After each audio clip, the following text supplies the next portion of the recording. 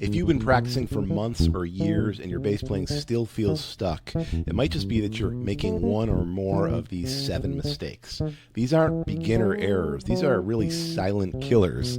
These are bad habits that quietly wreck your tone, your groove, and ultimately your confidence. Now, after teaching hundreds of bassists and playing and recording and touring the world of some of the greatest musicians, I've seen these mistakes and dealt with them myself over. And I've helped players just like you to fix them fast. Now, I want you to make sure to stick around to the end of this video because the last mistake that I'm going to show you might be the one that's wrecking everything else in your playing. I'm also giving away my free bass guitar technique guide that you can download below if you want to clean up your sound and fix other bad habits. Number 1, you're digging in too hard with your right hand.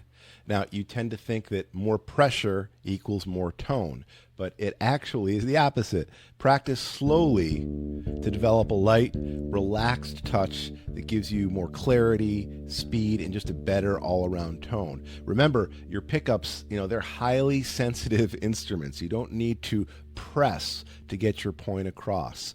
Work to develop finesse in your right hand. There's such a range of tonal possibility on the bass guitar, and when you develop this, the more you're going to stand out. So you can take anything. You just start with one string and just really trying to get an even sound, a clean sound.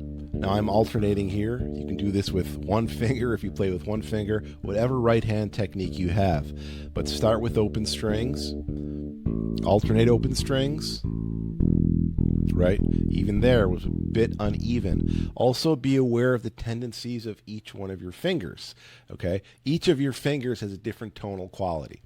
This finger tends to have, a nice warm quality. Second finger tends to be a little more trebly, a little more, has a little more power. Sometimes can come off as being a bit brusque. But understand that there's just such a range of tonal possibility that we can get on this instrument. Once you do open strings, then you can go to just playing a simple scale.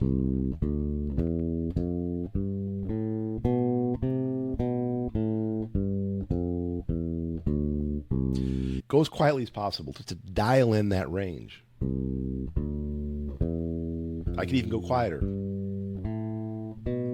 Remember, we're just practicing. There's no pressure right now. We can explore the full range that we have available to us, even slower and quieter.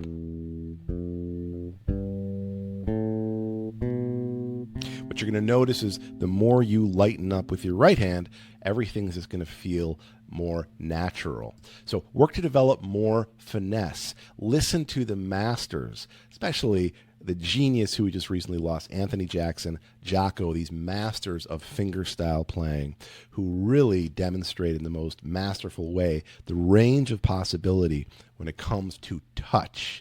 And of course, as I said earlier, with everything we're going to talk about today, you've got to practice excruciatingly slow. Number 2, you're not really internalizing the phrases or the music. You're not really making it part of your language. And what I mean by that is you may just be reading something on a page, okay? But that's really not how music happens.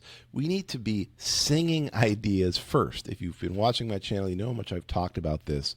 But this can just be literally as simple as vocalizing while we're playing. So often we play something and it's almost like robotic, right? We're just sort of playing the line. We're not really deeply intentionally committed to it. So anything you play, especially if it's something that's tricky for you, first of all, before you play it, you want to make sure you can sing it. I've talked about that in a lot of other videos. You want to make sure you can sing things before you play it. But even while you're playing it, to make sure that you're really deeply committed to it and feeling it. If you can vocalize in some way, it doesn't have to be overly demonstrative, boom, boom, boom, boom, boom, boom, boom, boom, boom, boom, nothing like that. It can literally be even just almost like breathing with it.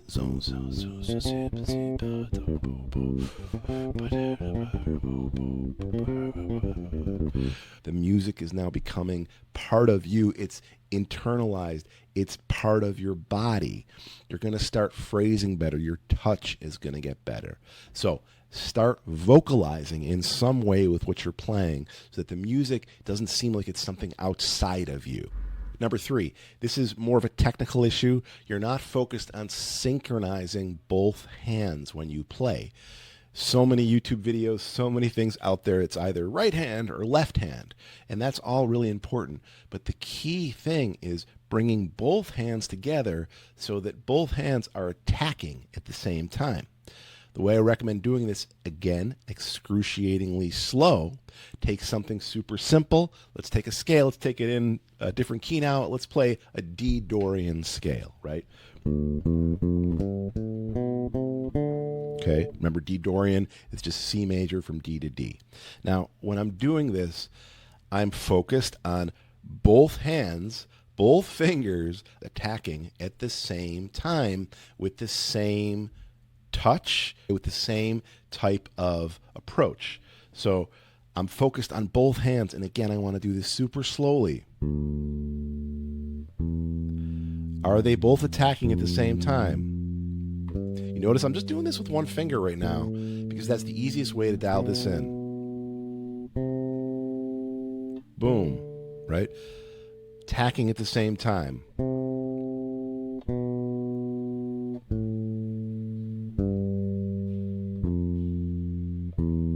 Eventually you can start to speed this up.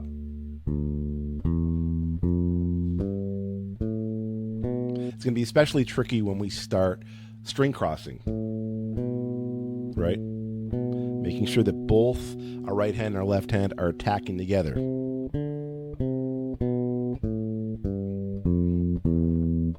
Now, if you're alternating on your right hand, this is going to be even a bit more challenging to get these even. Okay, so what happened there? I switched strings, it got a little off. So you want to be thinking, preparing about where you're going next. And that, again, excruciatingly slow practice, developing that ability to, especially when you're practicing, to start preparing for what your next move is. So when I go here, that's all on one string. That's going to be pretty straightforward.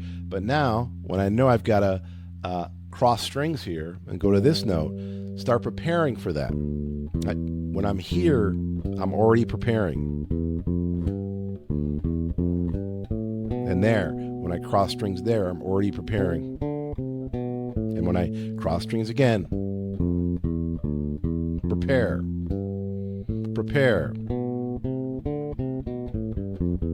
Making sure that your hands are working together. I guarantee you, if you start focusing on that, that's going to solve so many of your technique problems. Number 4, you're sticking to the same fingerings all the time. Now, we all have our go-to fingerings, our default fingerings. You're just going there all the time. Whether you're playing violin, bass guitar, ukulele, whatever, different fingerings change how a line feels, how the notes connect, and the tone, the timbre of the sound. Okay, so, a non-default fingering, something that we don't automatically default to, might be more economical, more musical. It might be easier on your hands than the obvious musical choice. So as an example of this, we were working this week in my bass and prog mastery program on Jocko's Liberty City, okay, on taking the intro horn line and putting it on the bass. So it goes.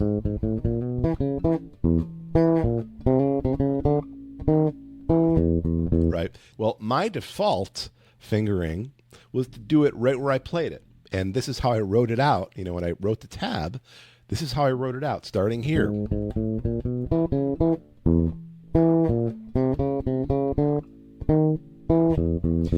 But then it goes to this line. And I got to jump all the way up there. And as we were teaching, I realized, wait a minute, I can play this all in one position up here.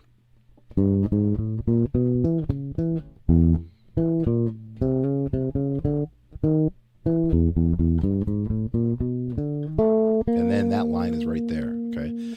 But even for me, for all the years I've been playing, I went to my default fingering. You need to be intentional.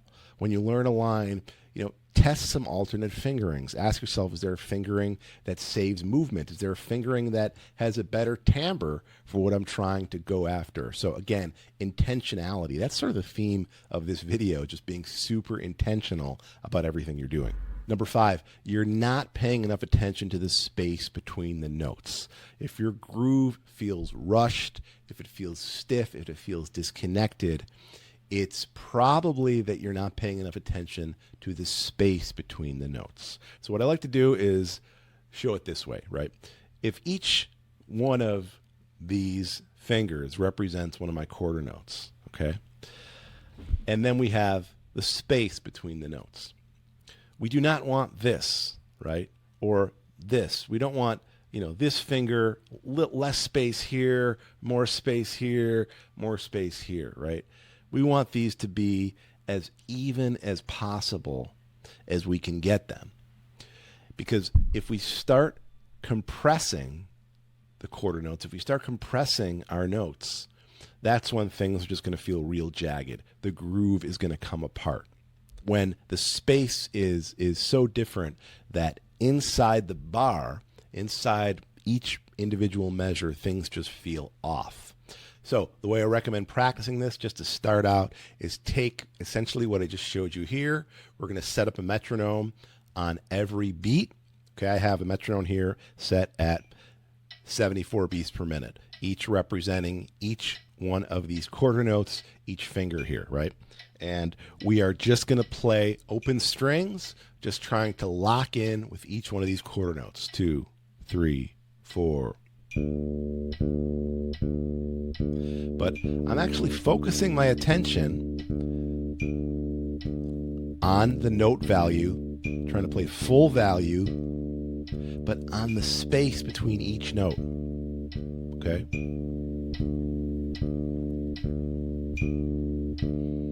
Focusing on that space. So I could even make this more demonstrative if I played it short. Okay, giving itself more space.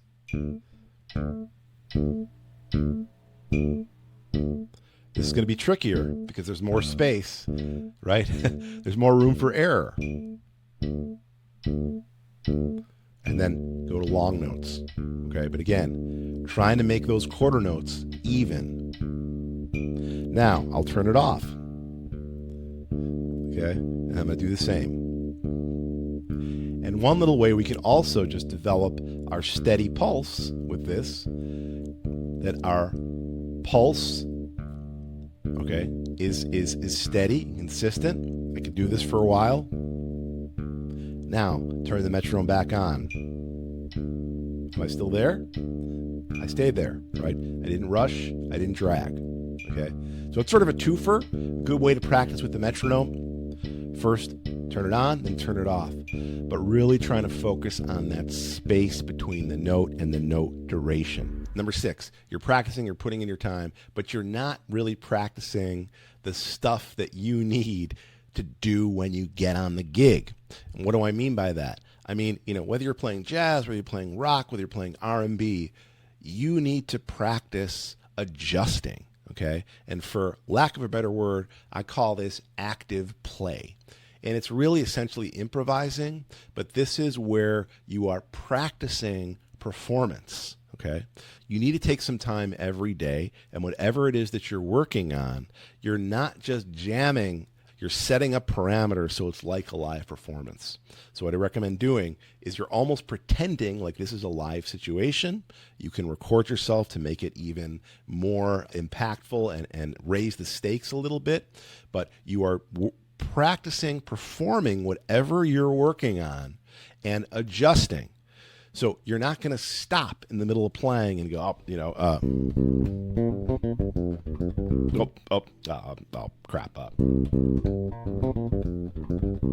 You're going to keep playing. If you make a mistake, you're going to adjust. This is what you're going to do on the gig, right? This is what you're going to do in a live performance situation. You got to keep moving forward. You're going to have to adjust if something happens. Okay, so we're going to do this right now. You are my audience. I am practicing, again, I call this active play, or working on practice's performance. It's intentional. There are parameters. I'm going to come up with a little bass line, and I'm just going to go as if this was a live gig. If I play a note that I didn't mean, I'm just going to have to adjust. All right, so let's choose a key. Let's sing a little idea. Zoo, zoo, zoo, zoo, zoo, zoo, zoo, zoo. Find those notes. Okay. All right, that's our groove. And I'll try and groove with it. I'll try and play some fills. I'm going to do it slow, okay, but this is a performance. I'm working, firing up my improv engine here, okay? 2, 3, 4.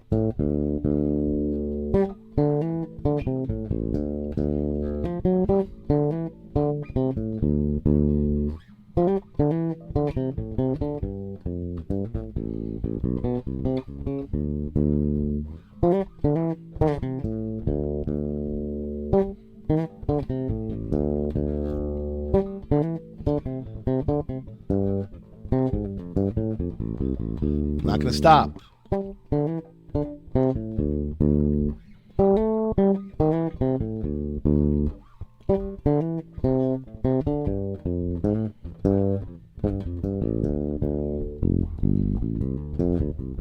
Took a little risk there.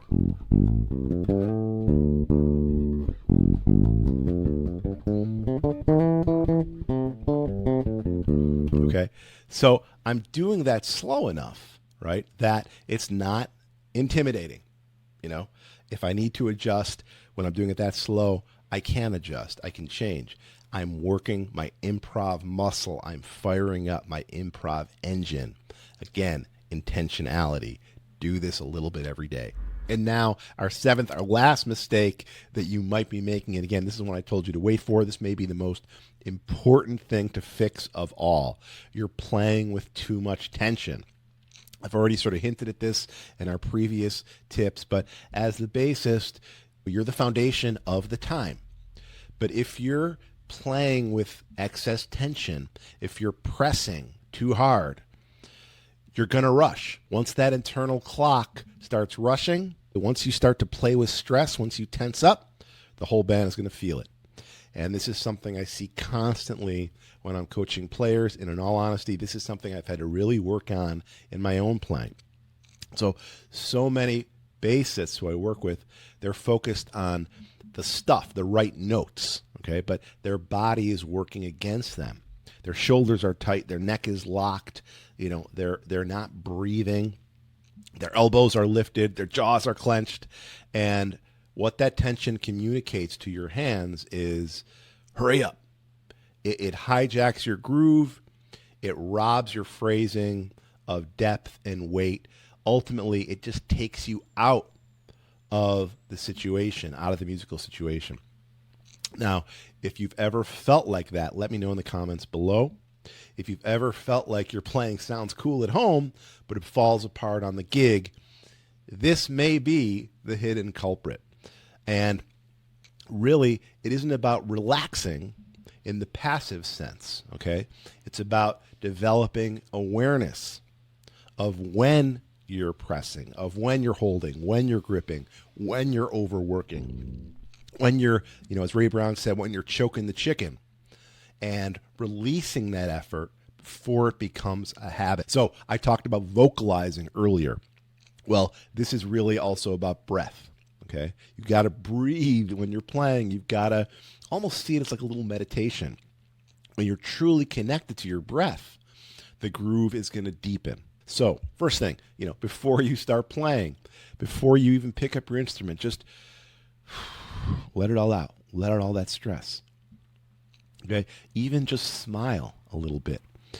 When we pick this bass up, we pick any instrument up, our first tendency is to tell ourselves this is going to be hard. This is going to be really hard, and at that point, we're already in a downhill spiral. Okay, so start breathing. I already talked about vocalizing when you play. Breathe with the phrase, not just pushing the notes through your fingers. Breathing is going to anchor everything. It's going to anchor your time. and it's going to ease and support that consistency. So here's what to do. Every time you sit down with your bass, before you start playing, just let everything out. Let out a deep breath, all right? Sit in a neutral position. Play something simple, all right? So I could go back to that Liberty City intro. Now, notice, ask yourself, where am I feeling tension, okay? Can I release that tension, and can I still execute that line? So if I just sit down, immediately I start feeling some tension in my left hand, okay? So there's something in that line that I need to work on. There's something in that line that's forcing me to tense up. So first thing, can I try breathing a little bit when I play it? And vocalizing, you're automatically breathing, right? Automatically starting to feel better. One thing that's interesting, when I started breathing, I started to just automatically play more in the tips of my fingers.